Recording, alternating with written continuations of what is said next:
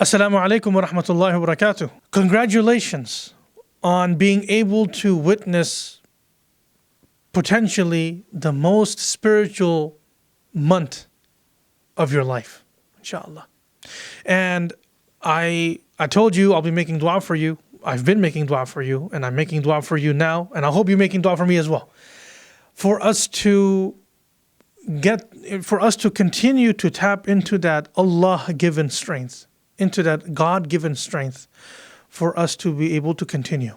Now, when you have fasted for a few days already, right, there are some points for us to reflect upon, right? One of those points is we, alhamdulillah, have food and we're fasting for the sake of Allah. We need to reflect about those fellow human beings that are fasting every day or every other day involuntarily because they don't have anything to eat. So, we talk about empathy, we talk about feeling the pain of others and all of that. You and I are experiencing that in these 29 and 30 days of this month, Ramadan. And what this experience should allow us to do is to reflect. We should reflect upon ourselves that, inshallah ta'ala, God willing, we are becoming more grateful for the basic things that you and I have in our lives, right? Sacramento County alone, right? We're in Sacramento County, and you could search online the statistics of food insecurity in your local county or wherever you are in the world, right? In your locality. Sacramento County alone, at least 12% of the population of Sacramento County is food insecure. If I remember correctly, it surpassed 13.3% through COVID, right? So having, yes, we're fasting for the pleasure of God, for the pleasure of Allah, right?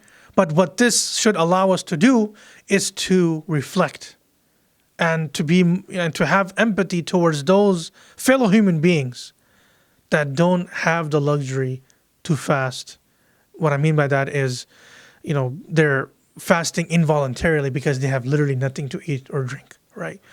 So behind every morsel of food that you and I usually have, there are millions and millions of blessings behind that each morsel of food.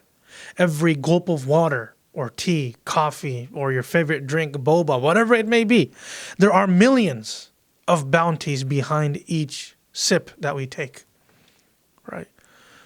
So this is part of Ramadan, right? For us to experience that. And this humbles us. It really does. It really humbles us that, oh Allah, how can I be ungrateful? Because I have all this food around me. It's a very personal, very spiritual time, right? These 29 or 30 days of Ramadan. So that's one perspective, right?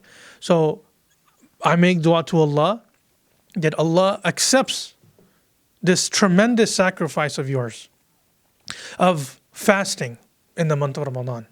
May Allah reward you tremendously beyond your expectations. May Allah shower you with His special mercy, His rahmah, His special mercy, His kindness, His generosity, His blessings upon you. Ameen. Ya Rabbil Alameen. Your brother in Islam, Yasir. Assalamu alaikum wa rahmatullahi wa barakatuh.